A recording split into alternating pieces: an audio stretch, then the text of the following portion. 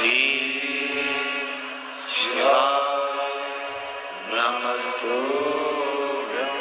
कई लोग कहते हैं महाराज जी, जिस रुद्राक्ष को हम पहनते हैं उस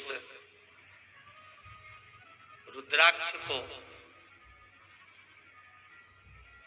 कहाँ नहीं पहनकर जाना चाहिए? 5 स्थान बताएं जहां रुद्राक्ष पहनकर नहीं जाया जाता। कितने स्थान हैं? 5। और रुद्राक्ष को 5 स्थान पर पहनकर नहीं जाते, पर रुद्राक्ष के लिए वर्णन किया गया है कि रुद्राक्ष कब कब उतार कर उसको वापस अभिमंत्रित करना चाहिए। 5 जगह पहनकर नहीं जाना चाहिए और रुद्राक्ष को अभिमंत्रित करना मतलब सीधा अमावस्या के दिन, पूर्णिमा के दिन, शिवरात्रि के दिन, श्रावण महीने के सोमवार को, प्रदोष के दिन, ये दिन आपके शरीर में जहां पर भी रुद्राक्ष है, आपके गले में अगर आप रुद्राक्ष पहने हो, आपके हस्त कमल में आप रुद्राक्ष पहने हो, आपने अपने पास में कहीं रुद्राक्ष रख रखा है, तो उस रुद्राक्ष को अमावस्या, पूर्णिमा, शिवरात्रि या श्रावण का सोमवार या प्रदोष आदि, इस दिन उस रुद्राक्ष को एक बार दूध में धोने के बाद उसमें थोड़ा सा सरसों का तेल अवश्य लगाना चाहिए। क्या होगा उससे? उससे होगा क्या? शिव महापुराण की कथा कहती है, महाराज रुद्राक्ष को दूध में धोने के बाद, स्नान कराने के बाद, जल से स्नान कराया, थोड़ा सा सरसों का तेल लगा दिया। महाराज क्या मिलता है उससे? तो कहा उस रुद्राक्ष में बल प्राप्त होता है। कौन सा बल? जो शरीर के अंदर बीमारियां बढ़ती हैं, उस बीमारी को वो रुद्राक्ष धीरे धीरे समाप्त करना। फिर निवेदन करूंगा, कहीं जाकर मत रोइए, कहीं जाकर मत कहिए कि आपको तकलीफ क्या है। ना रिश्तेदारों से, ना नातेदारों से, ना कुटुंब से, ना कबीले से, ना अपनों से, किसी से नहीं कहना कि दुख क्या है।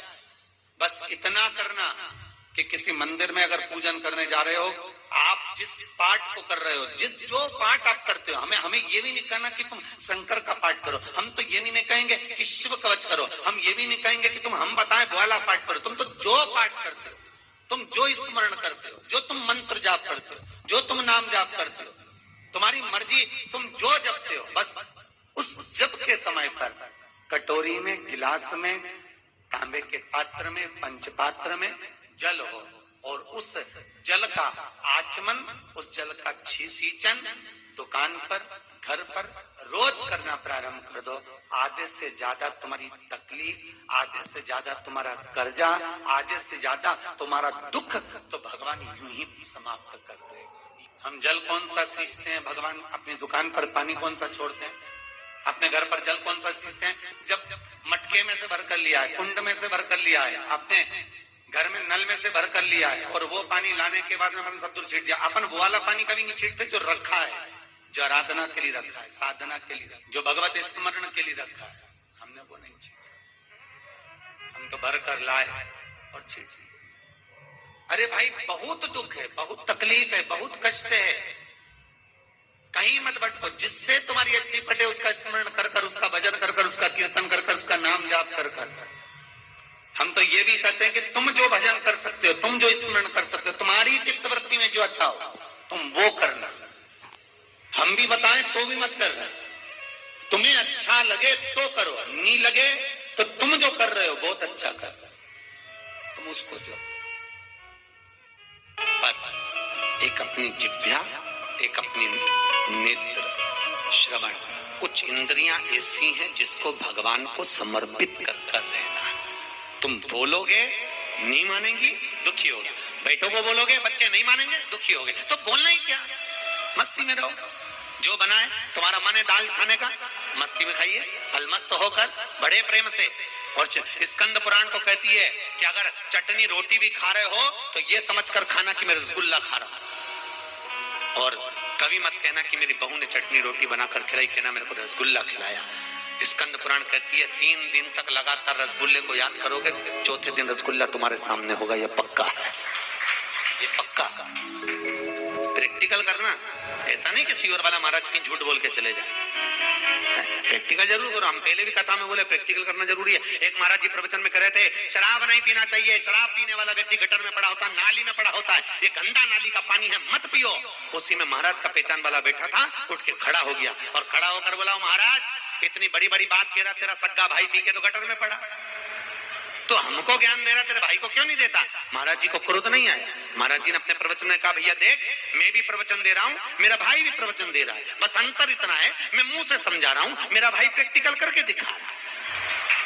बात तुझे समझ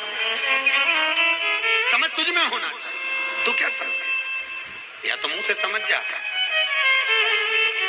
तो मेरा निवेदन है, आपको ऐसा लग रहा हो सीवर वाले महाराज झूठ बोल रहे हो, मिश्रा जी झूठ बोल रहे हो, तो प्रैक्टिकल करके देखना। 3 दिन तक आपके मन में जो भाव आएगा, आज मेरे को पूरन पोली खाने की याद आएगी, 2 दिन 3 दिन तक तुम पूरन पोली को याद रखो, चौथे दिन कहीं से भी पूरन पोली पक्का विश्वास कर भरोसा तुम याद करो। और कई बार आपके साथ हुआ होगा, ऐसा कोई नहीं जिसके साथ नहीं हुआ। तुम याद करती कई बार कि मेरे को ऐसा करना, और वो चीज सामने हो जाती। तुमने याद करा 2 दिन 3 दिन, तुम्हारे बस किसी से मिलने की भी लगता होती ना कि मुझे उससे मिलना है, मेरे को उसको फोन पे बात करना, और तुम नहीं भी फोन लगाओगी तो उसका उपज के फोन आ जाएगा पक्का, क्योंकि ये दिल का कनेक्शन। पहले तो मोबाइल नहीं चलते थे, जी चलते थे क्या? ये आज के समय में चलने लगे, पहले मोबाइल नहीं चलते थे। और इसके बाद भी अगर माँ और बेटी का संबंध होता था, बाप और बेटे का संबंध होता था, भाई भाई का संबंध होता था, गांव से एक ललकता लगी होती थी, जिसको तुम याद करते थे वो याद कर कर कैसे भी अपने पास में सूचना पहुंच जाती थी और सम्मिलन हो जाता था। ये प्रेम, इसमें तत्व देखिए। आशा करती हूँ आपको यह जानकारी उपयोगी लगी होगी। ऐसी ही और उपयोगी जानकारी के लिए वीडियो को लाइक तथा चैनल को सब्सक्राइब करें। मिलते हैं अगले वीडियो में, तब तक के लिए हर हर महादेव, श्री शिवाय नमस्तुभ्यम।